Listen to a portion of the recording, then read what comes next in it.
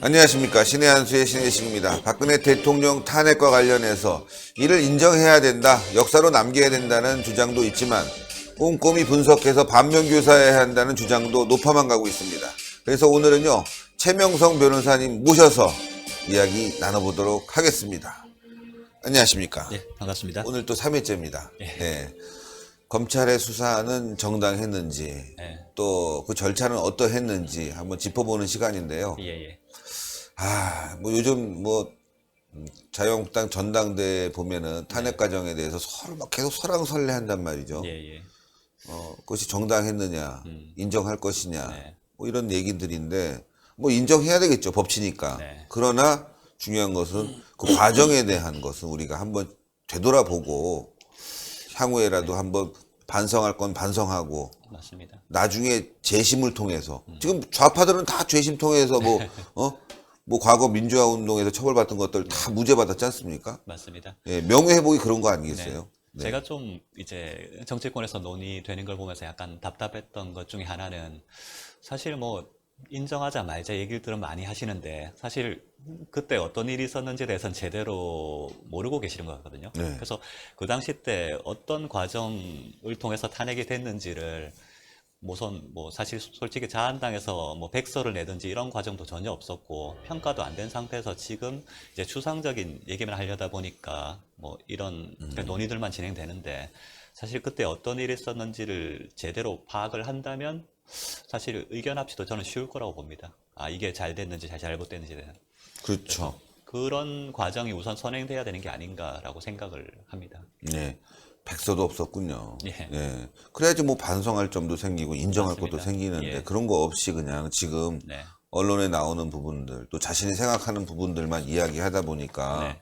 우리가 혼란스러울 수뿐이 없는데 예. 백서도 만들고 또 반성할 건 반성하고 네네. 인정할 건 인정해서 네. 또 명예회복 돼야 될 부분은 꼭 명예회복이 될 수 있게 가야 되겠습니다. 예, 맞습니다. 네. 자, 그러면 말이죠, 변호사님. 먼저 검찰 조사는 어떠했는지 한번 짚어주시죠. 그러니까 검찰 조사에 대해서도 뭐 얘기할 게 많긴 하지만, 우선 대통령께서 이제 탄핵이 되시고 처음에 이제 검찰 조사를 받았습니다. 그때가 이제 3월 21일이죠. 예. 2017년 3월 21일. 그러니까 탄핵되고 11일 만입니다. 11일 만에 사실 탄핵 충격도 채 가시기 전에 이제 청와대에서 사저로 어찌 보면 쫓겨나시고, 그러고 뭐 불과 며칠 안 돼서 다시 검찰 조사를 받았던 거죠. 그럼 뭐 그때 많은 분들이 아시겠지만 사실 이 검찰 조사 받는다는 것 자체가 치욕이지 않습니까? 사실 뭐 1원 한 푼 받은 적도 없는데 뭐 삼성 뇌물 받은 게 아니라 이런 식으로 네. 검찰이 많이 추궁을 하니까 그때 뭐 왈칵 이제 눈물도 쏟으시면서 뭐 내가 그 더러운 돈 받으려고 뭐 이렇게 3년 반을 진짜 일만 한 줄 아느냐, 그런 그쵸. 말씀도 하셨고 그랬죠. 그래서 사실 그때 그 장면은 참 안타깝습니다. 뭐 제가 네. 직접 본 건 아니지만 뭐 옆방에서 그렇게 정장현 변호사를 통해서 들었던 그 내용 자체는 어쩌면 이제 대통령께서 처음으로 이제 정말 이제 감정 컨트롤을 못 하셨던 장면인 것 같은데, 예. 얼마나 억울하셨으면 이제 그렇게 막 울컥하셨을까. 진짜 지금 생각해봐도 좀 안타깝죠. 뭐 예. 감정 컨트롤이라기보다는 자연스러운 거 아닌가 싶어요. 그렇죠. 사실 사람이라면 누구나 당연한 게 그렇게 될 것 아닐까 같아요. 싶습니다. 예. 그 대통령께서 솔직히 그 18년, 20년 전에도 그렇게 청와대에서 쫓겨나신 경험이 있는데, 다시 3월 10일에 그렇게 정말 탄핵 사유도 없이 탄핵돼서 청와대에서 쫓겨나고, 그것도 모자라서 사실 검찰 조사까지 받으라고 하는 게 저는 말이 안 된다고 생각하거든요. 그러니까요. 뭐 사실 책임이 있다면 그렇게 정치적 책임으로 끝냈으면 될 문제를 가지고 정치적으로 탄핵을 시켜놓고 다시 형사적으로 이렇게 엮겠다는 건, 지금에 와서 생각을 해보면 탄핵 자체가 사유가 없는데 탄핵을 시켜놨으니 이 정당성을 확보하기 위해서는 대통령을 구속시키고 징역을 살려야, 그래서 그 정당성이 확보된다고 생각했던 게 아닌가라는 생각이 많이 들거든요. 네네. 그래서 그 당시에 보면 특히 검찰에서도 재단, 미르 재단의 뭐 삼성이 그 후원한 기금 같은 경우는 전혀 그 뇌물이 안 된다고 이전에 이미 다 판단을 검찰 차원에서 판단을 했거든요. 예. 그런데 특검이 오니까 그것도 뇌물로 엮어서 기소를 하는 거죠. 이 사실 뇌물이 중요한 게 대통령을 탄핵시키고 어쨌든 법정에 세우기 위해서는 그 정도의 죄가 필요했던 거죠. 예. 사실 뭐 다른 직권 남용 이런 거는 역대로 얼마든지 많이 있었던 일이고 하니까 이런 것만 가지고는 약하다. 그래서 어쨌거나 뇌물을 엮어야 된다. 그래서 사실 뇌물죄를 만들어낸 겁니다. 예. 제가 볼 때는 뭐 뒤에도 얘기하겠지만 정말 뇌물죄라고 볼 수 있는 게 하나도 없죠, 사실. 예. 하나하나 좀 짚어봐야 되겠습니다. 네. 그러면 뭐 뇌물죄는 뒤부분에서 또 다시 한번 예, 예. 그것이 왜 뇌물죄가 안 될 것인지는 짚어보기로 하고요. 네네. 이제 영장실질심사. 예예. 이제 검찰 조사를 받고 영장실질심사. 아, 그날 저는 뭐 생생합니다. 예. 그때 어쨌든 참 오전부터 오후까지 참 오랜 기간 이제 공방이 되게 오갔죠. 그 저랑 이제 유영하 변호사님이 그때 변호인으로 참석했고 검찰에서는 또 6명이 해서 정말 그때 쟁점별로 정말 치열하게 얘기들이 오갔거든요. 그래서 뭐 그렇게 서로 공방을 했고 마지막에 대통령께서 이제 손수 준비해 오신 이런 말씀을 하셨어요. 그래서 정치에 입문할 때부터 나라를 바르게 이끌고자 하는 생각만 했습니다. 사리사욕을 챙기고자 했다면 정치를 시작하지도 않았을 것입니다. 대통령 당선 이후 다른 곳에는 전혀 신경 쓰지 않았습니다. 아버지가 목숨 바쳐 지켜온 이 나라를 어떻게 하면 제대로 이끌까?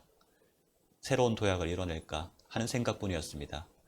역대 대통령 주변에 문제가 많았기 때문에 그런 소지를 없애려 형제 자매도 청와대에 들이지 않고 일만 했는데 어쩌다가 이런 일이 생겼는지 모르겠습니다. 이런 말씀을 하셨거든요.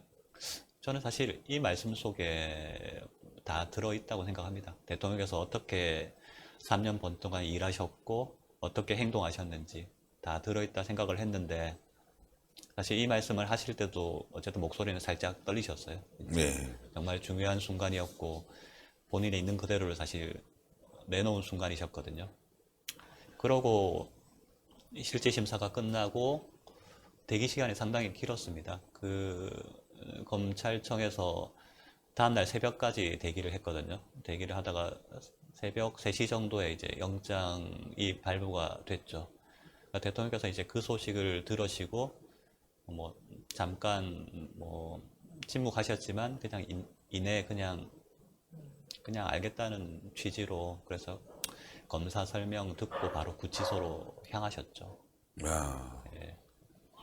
아, 참. 그때, 그날 예. 생각하면 참. 그때 참 그 옆에서 윤 전 행정관이 참 많이 울었죠. 근데 오히려 대통령께서는 이제 윤 전 행정관을 많이 다독이셨죠. 이렇게. 아, 예. 참. 생각만 해도 참 먹먹한 순간입니다. 예, 영장실질심사. 아. 자, 이 재판 과정이 시작됐는데, 그리고 난 뒤에 말이죠. 이 부당한 재판 과정이었습니다. 사실 뭐 많은 분들이 이제 주사회 재판이 얼마나 부당한지는 많이 아실 텐데 예. 이게 정말 말도 안 되는 게 당시 기록이 12만 페이지였습니다. 이제 헌재에서는 기록이 5만 페이지 정도였는데 이제 이후에 검찰과 특검이 수사한 것들이 계속 늘어나니까 이 12만 페이지 기록은 변호사들이 이제 기록만 보려고 해도 사실 몇 달이 걸리거든요. 그런데 사실 당시 변호사 7명은 이제 탄핵 때부터 했던 분들은 저랑 유영하 변호사님 밖에 없었고 나머지 분들은 이제 처음 투입이 되는 거여서 사실 내용 파악도 제대로 돼 있지 않았는데 기록 파악할 시간이 없었습니다. 그냥 법원에서 주사회 재판을 계속 몰아붙이니까 이제 거기에 맞춰서 증인 신문을 하고 의견서를 내고 준비를 해야 되지 않습니까? 그쵸. 근데 사실 그러기엔 시간이 너무 촉박했거든요. 뭐 기록 파악이야 그렇다 치더라도 증인 한 명을 신문을 하려면 사실 관련 자료나 기록들 다 보고 신문사항 만들고 검토하고 이런 과정이 되게 오래 걸립니다. 보통 한 일주일씩은 걸리거든요. 통상재판에서. 네. 그래서 이제 형사재판 같은 경우에 보통은 한 재판을 여러 번 잡더라도 한 1, 2주에 한 번씩 재판이 열립니다. 왜냐하면 그만큼 준비 기간이 필요하니까. 그렇죠. 그런데 이 중대한 재판에서 주사회 재판을 하는 거예요. 월, 화, 목, 금 계속 이제 증인을 불러서 뭔가를 해야 되니까 변호사들이 준비를 할 수가 없는 거죠. 그래서 나중에는 하다 안 돼서 우리 재판에 나가면 준비할 시간이 없으니까 재판정에는 뭐 1명, 2명, 많아야 3명만 있고 나머지 사람들은 재판 밖에서 예. 그 증인 신문 준비하고 그랬습니다. 원래는 그러면 안 되거든요. 그렇죠. 사실 재판에는 다 참석하고 재판의 흐름을 따라가야지 다음 재판도 제대로 대응할 수가 있는데 고육지책으로 뭐 안 되니까요. 뭐 그런 식으로 재판을 했고 그럼에도 불구하고 너무 시간이 모자라니까 사실 다들 막 매일 새벽같이 일하고 주말에도 일하고 이러니까 뭐 다들 너무 힘들었죠. 당시에 그렇죠. 체력도 많이 떨어졌고 대통령께서도 그 주 4회 동안 오전 오후 하루에 8시간, 9시간씩 그 앉아 계신다는 게 보통 힘든 게 아니거든요. 그렇게 앉아 계시다 보니까 한 7월부터는 체력이 되게 많이 떨어지셨어요. 네. 그때 이제 발가락 부상도 있었는데 그걸 가지고 불출석하니까 또 법원에서 부인하겠다면서 불러내고 그 당시 때 되게 더웠지 않습니까? 그렇죠. 더운 더웠죠. 여름에 발가락 부상에 이제 그 고령의 뭐 지병들도 네, 있고요. 예. 그래서 그때 허리가 되게 많이 나빠지셨어요.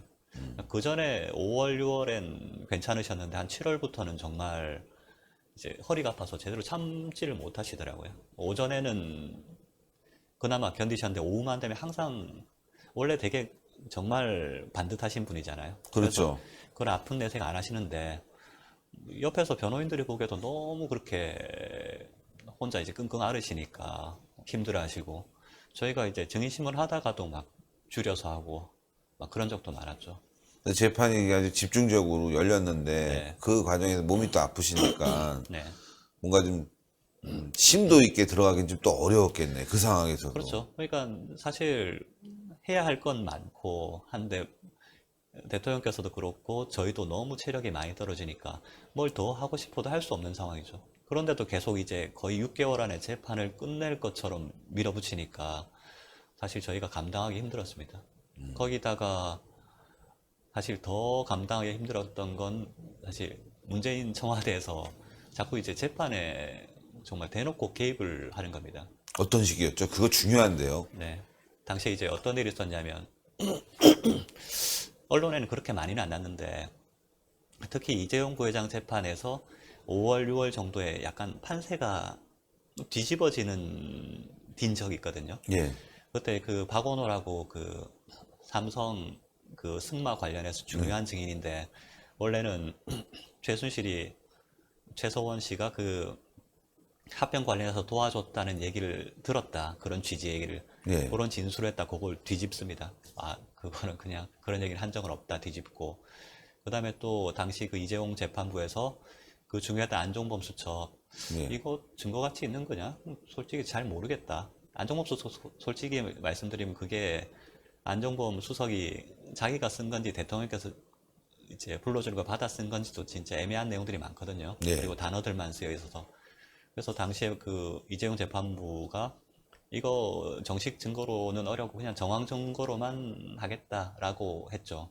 그러니까 전체적인 분위기가 이상하게 막 흘러가는 거예요. 그러니까 그때 아마 특검이랑 청와대랑 뭐 어쨌든 모의를 했는지 어땠는지 한 7월경부터 이제 반격이 일어나죠. 반격이 어떤 식으로 일어나냐면 다들 기억하시겠지만 그때 그 정유라 보쌈 증언이 예, 그때잖아요. 예. 그때가 2017년 이제 7월 12일입니다.